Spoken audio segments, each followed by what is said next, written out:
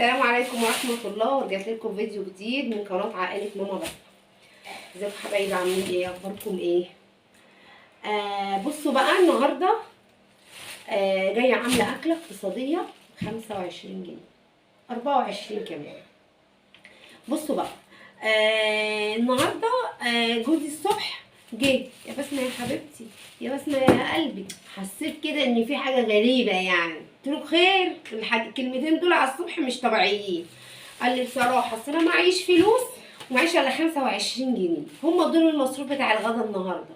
قلت له 25 جنيه ايه؟ انت مره تديني 30 جنيه وتقول لي مفيش الا هم، ومره تديني 25 تقول لي مفيش الا هم. قال لي اتصرفي زي ما اكلتينا ب 30 جنيه هتعرفي برضه تاكلينا ب 25 جنيه. قلت له يا حبيبي ولا يهمك، انا ست بيت شاطره وان شاء الله هعرف اتصرف.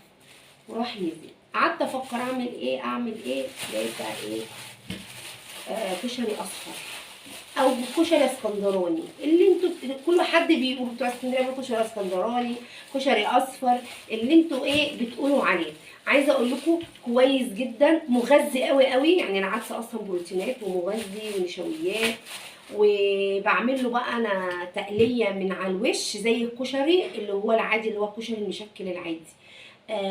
بحطها عليه من على الوش والله. ولما كان البيض رخيص واللي في امكانه يحط بيض طبعا بعمله بسمنه، وكنت بقطعه واحطه على الوش. بس انا النهارده مش هعمل كده طبعا، معيش على 25 جنيه، هعمل ازاي؟ مش هينفع.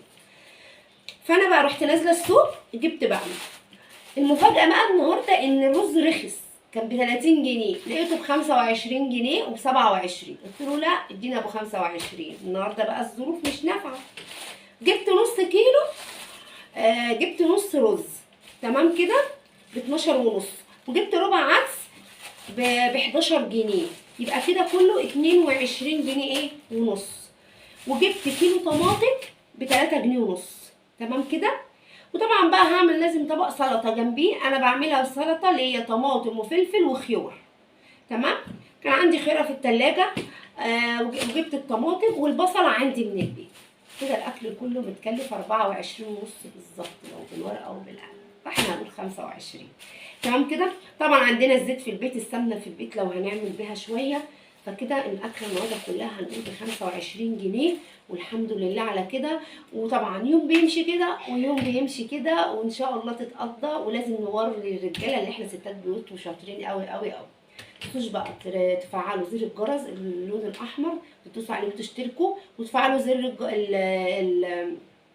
الجرس تفعلوه وتشتركوا في القناه تمام كده يا حبايب قلبي. هقوم بقى جوه في المطبخ ونكمل ونشوف النهارده احلى كشري اسكندراني او كشري اصفر من ايد ام مريم. بصوا بقى دلوقتي يا حبايب قلبي، دلوقتي انا غسلت الرز والعدس كويس جدا وحطيتهم قد بعض الكميه، رحت حطاهم على بعض. بصوا بقى طبعا اي بيت فيه بصل، ما اشتريناش البصل من بره ولا اي حاجه، خدنا بصلتين. البصله دي انا بحمرها بقى كده بتصفر، وبعدين اقوم حاطه الرز والعدس عليها واقعد اشوحهم ايه مع بعض. في ناس بتعمله من غير بصل، لا انا بعمله ببصل بدي طعم احلى واجمل كمان. ودي بقى بصلايه قطعتها بس كبيره شويه، بحمرها زي اللي هي بتاعت الكشري، اللي هي اللي بتتحط على وش الكشري من فوق تمام كده. وديت السلطه خيارات طبعا قلنا برده من البيت، والطماطم وقرن فلفل من البيت وليمونه. بس كده يبقى كده الرز الاصفر وحاجته اهي. احمر البصله واشوح فيها الكشري، وديت احمرها والسلطه، وارجع لكم تاني ونكمل بقيه الفيديو. ودلوقتي يا حبايب قلبي بصوا انا حطيت هنا البصله تتحمر، وحطيت عليها معلقه نص معلقه ملح عشان تخلي البصله تتعمل ايه بسرعه تصفر بقى، وهنحط عليها العدس. ودلوقتي بقى بصله اتحمرت كده، اقوم حاطه بقى ايه الكشري الرز الاصفر ده، الرز والعدس احطهم. ولازم ابقى غاليه الميه واحطها عليه. اوعوا تحطوها الميه ساقعه، هيعجن ويلت وهيبقى حالته صعبه. طبعا انا معايره خلاص الميه، فانا عشان كده هحطها كلها، لكن انا معايرها اساسا تمام. بس كده. واحط بقى التوابل، هحط ملح وفلفل اسود وكمون. واروح الكمون على فكره حبه فلفل اسود كده وحبه كمون تمام، وحبه الملح بس كده، ولا اي حاجه تانية. وهقلبه واغطيه. طبعا احنا كلنا عارفين طبعا وشطورين، هخليه هيبقى عالي، النار عاليه، يغلي غلوه، واقوم نقلع العين الصغيره واوطي النار خالص واسيبه مع ما اعمل السلطه واحمر البصله.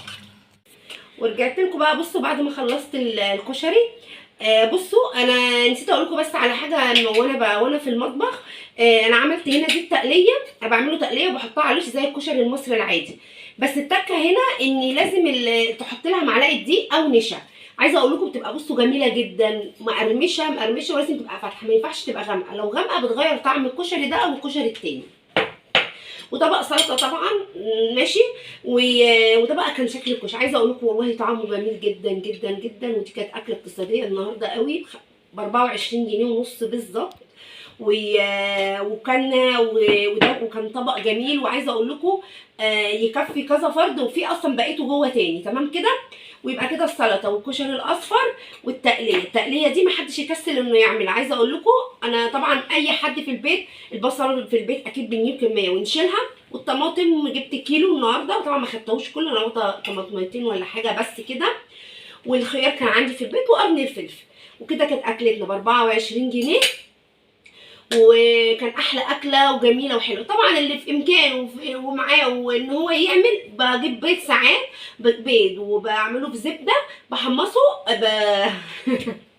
بحمصه ايه، بجيب البيض وادحرجه في الزبده واقطعه شرايح واحطه على الوش وحبه فلفل اسود، بيبقى جميل جدا واكل مكمل. ما فيش زي النهارده، هو كده وجميل قوي قوي. وبالف هنا وشفا على اللي يجربه. ويا رب بقى ان يكون الفيديو بتاع النهارده عجبكم. ما تنسوش بقى تشتركوا في القناه وتفعلوا زر الجرس وتقولوا لي ايه رايكم بقى في الكشري بتاع النهارده. ومع السلامه.